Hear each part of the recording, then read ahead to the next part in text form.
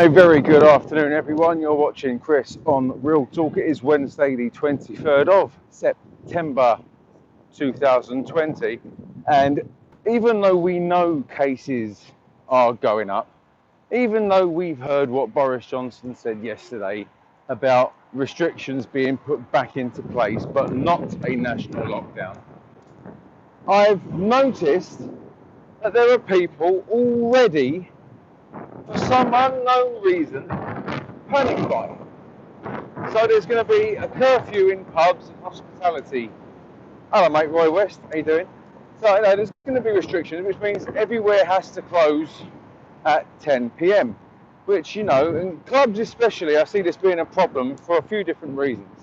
Because there's going to be a lot of people not getting the hours they need to pay their rent. I get that.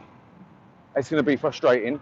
But for pubs and clubs, when the place has to close at 10 o'clock, there's going to be a lot of drunk people out on the street at 10 o'clock going to the local off license that are not social distancing. So a little bit of food for thought there. But the missus went to a supermarket before she went to work yesterday. She went to a different supermarket to pick up a few bits and pieces. And I'll tell you what this supermarket is. It's Aldi. And I like shopping in Aldi. Aldi's good. But Aldi are already putting restrictions on certain foods to prevent people from stocking up and panic buying. And remember, we're not in another national lockdown. Not yet. It's just restrictions.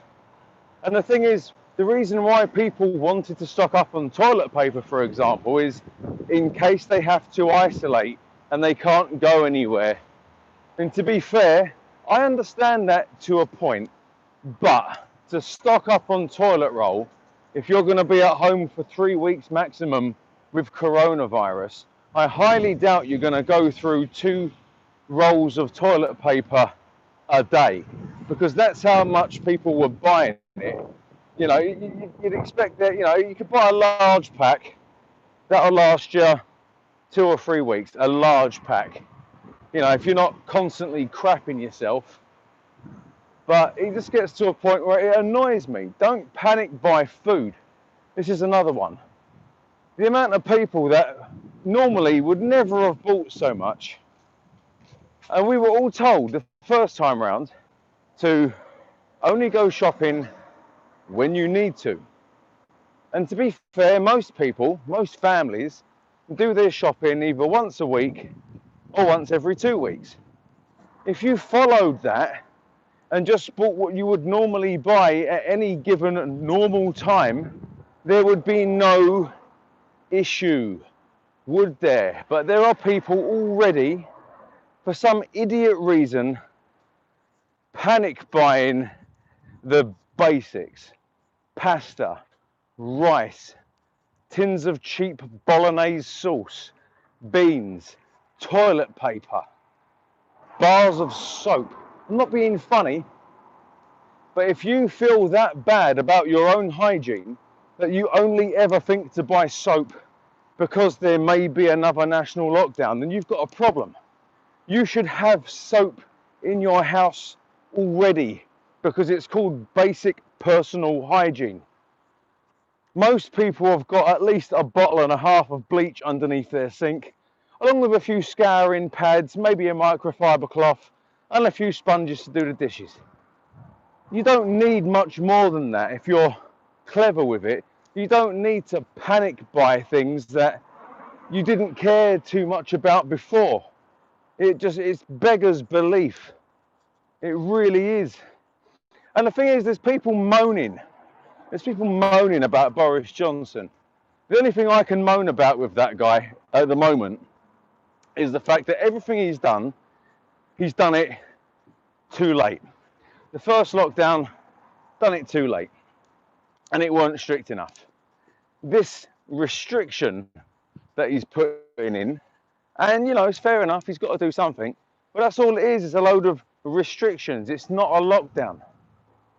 And I get that he's trying to balance keeping people in employment while keeping the economy moving, while also restricting the movement of people.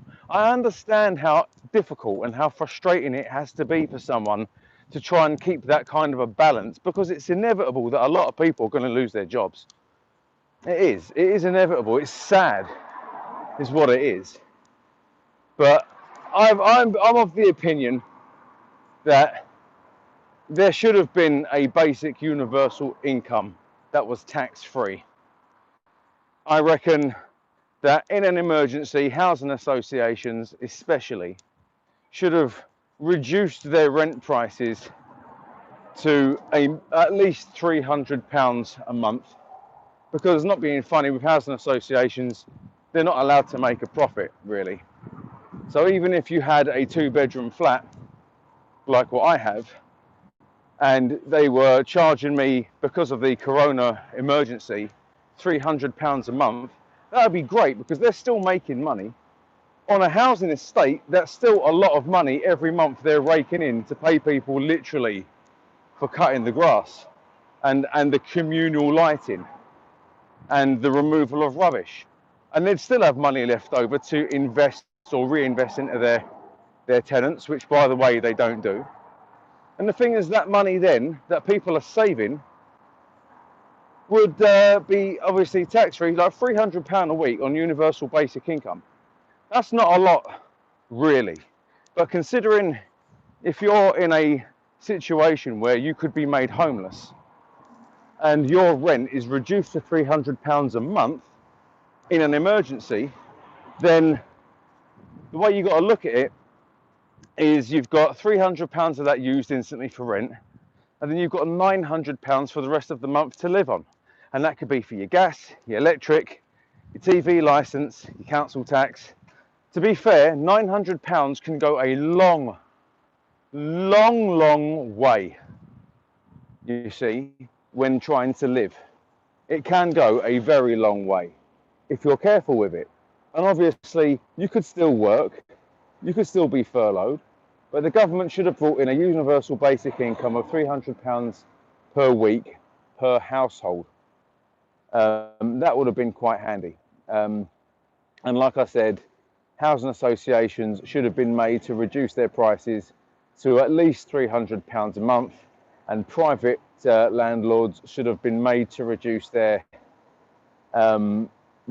fees as well, because a lot of people, this is what makes me laugh, a lot of people are going to be made homeless because of this. A lot of people are going to lose their jobs, and it isn't going to get any better anytime soon. But for the love of God, please don't panic buy.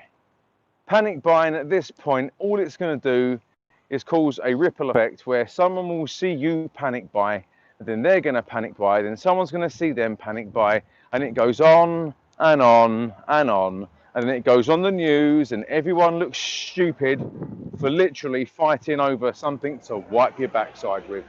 Anyway, I want to go. Enjoy the rest of your week. Love you lots. See you later. Mwah.